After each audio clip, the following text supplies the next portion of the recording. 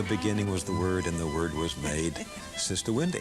Sister Wendy Beckett is a Catholic nun whose passion for art has made her a television celebrity. What I want them to pay attention to is the art. Born in South Africa Studying at Oxford. and educated at Oxford, Sister Wendy has, for almost 30 years, lived a life of solitude on the grounds of a monastery in England. The BBC discovered her talent for making art come alive on TV.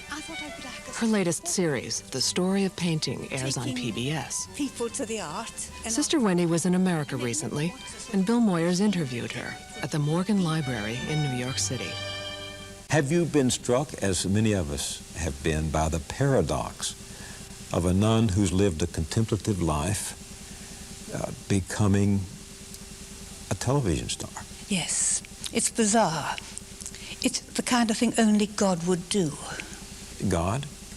Or a good television director? No, because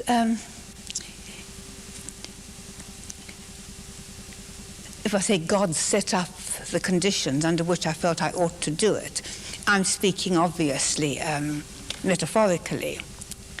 But when one has had this blissful privilege of living in solitude, to feel one ought to give it up, even temporarily, for short periods, it's a strange thing to have asked of one, and that's what I meant. I feel that it's right that I should do it, but it's not a thing that I would ever have wanted to do. Had you ever watched television before you were on it? No. Not even a furtive glance at over your shoulder at someone else's set? Well, where would I see their set? There's none in the No. monastery? So what did you think when the lights came on and the camera was there? Did anyone tell you what to do? Well, no, it was perfectly simple, because I was talking to the camera and the cameraman and explaining it to them. And I was often very encouraged by the reaction of the assistant cameraman, whose face would light up, and I knew I was getting my point across. I've never found any difficulty in talking to a camera. You didn't have a script? No. No, I don't feel it's right to have a script, because the spoken word is different from the written word. And you just stepped in front of the camera and talked? Yes. When I started, they say, "What are you going to say?" And I said, "Wait and see." "Well, can't you give us some hint of what you're going to say?" And I said, "Oh, no, that would spoil it. It would take all the edge off if I've done it once." And I didn't know that I was asking them to make a great act of faith. How did the BBC discover you? Well, I think it happened. I'm not sure about this, but I think it happened through my writing for magazines, which a very intelligent young researcher read and thought, she writes simply. She can communicate her ideas clearly and with a bit of sparkle. Perhaps she'd be good on television. And he asked if he could come to the monastery and see me. And then he went back and told the producer, who was making the film on the National Gallery, Sister Wendy would be very good in that film. And the producer said he was having no nuns in his film.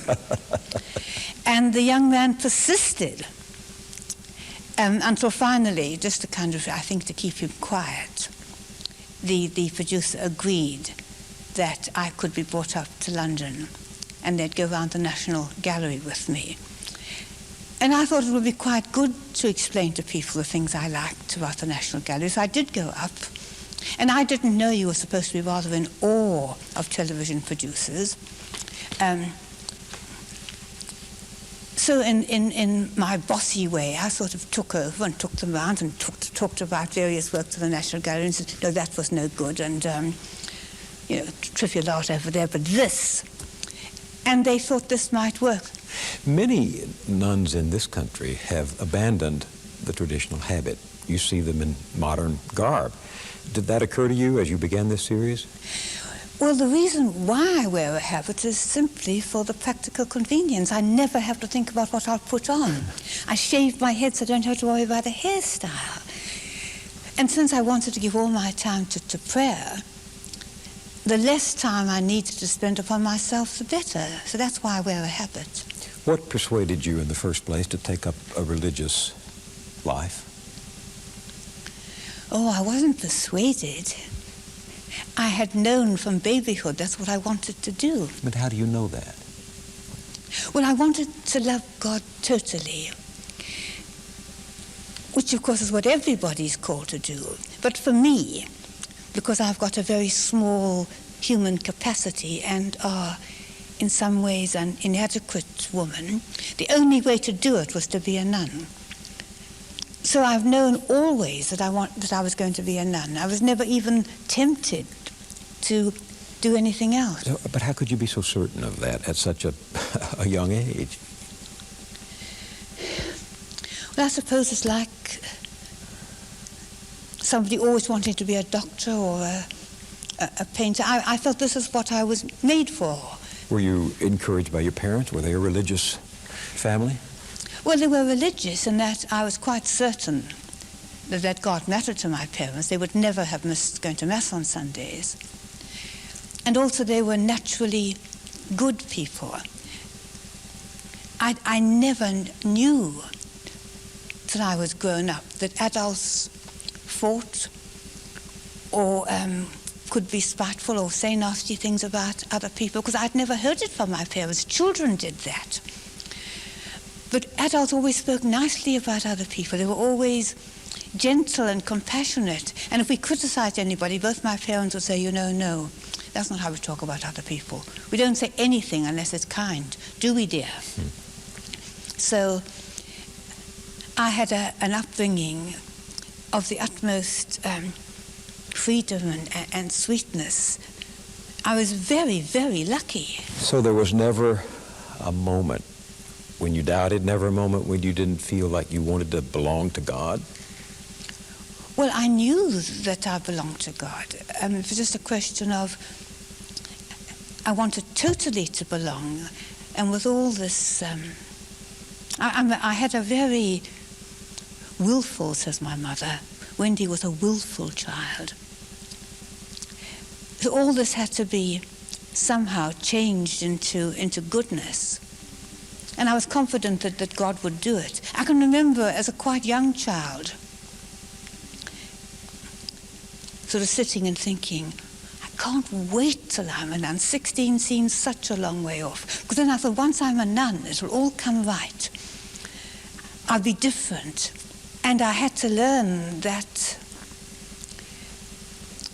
that can indeed happen. You can enter upon a very unreal time of life in which you're sort of pretending in your habit to be somebody quite different. I wasn't Wendy anymore. I was Sister Michael. And Sister Michael was quite different from that silly schoolgirl. I'm not sure I understand that. How was she different? She was different that she was wearing a habit and she was removed from all the temptations of being nasty to her little sister. Her life was completely ordered for her by the rule. And it took me some time to realize that I had to integrate Wendy, the real Wendy, that silly creature, with my religious life, because what God wanted was me, not a pretend me. When you took that step, when you said, I'm giving myself to God, what exactly did you think you were doing?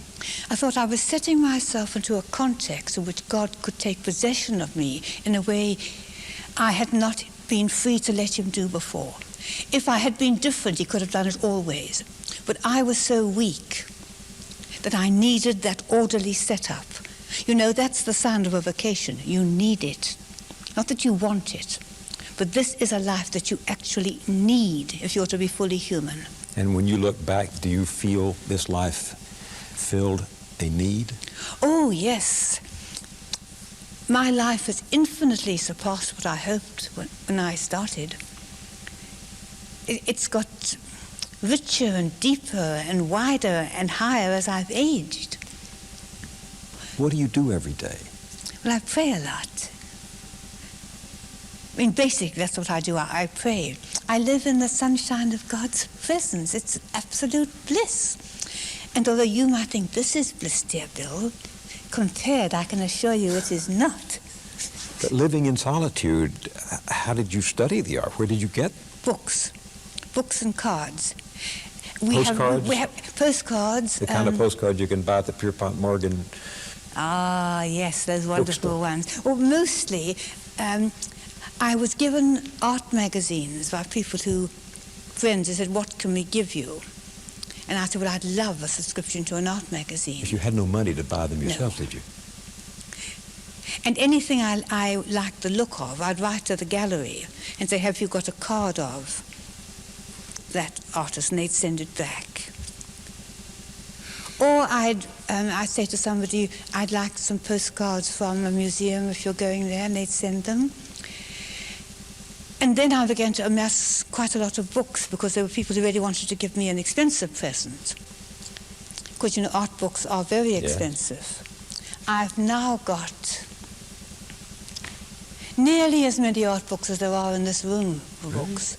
Yes, I've got an enormous scholars' library. Well, when you would receive these books or when you'd get these postcards from museums around the world, what would you do with them? Would you... Well, books, of course, read and reread and prop them up to look at the pictures. Cards, put them on a little stand. And just contemplate them? Contemplate them, look at them. And this was something Oxford helped one to do, because, you know, at Oxford,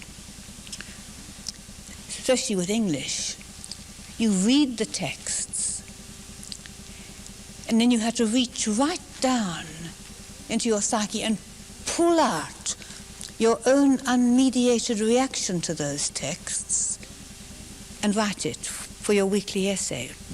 All the books about the text you'd have read in the vacation. The actual term timers are reading the texts and the sort of naked exposure, which is very difficult to do, because you have to force yourself to be utterly true. And this is what I'm doing in art. True to? True to how I have reacted to it, never to fake it, one way or the other. So to know how I feel about this work, how I feel as opposed to how other people feel, and how I am perhaps entitled to feel because I know a lot about the artist and his style, so that it's not just off the cuff, it's something responded to in the context of an artist's work. That isn't easy. But when you look at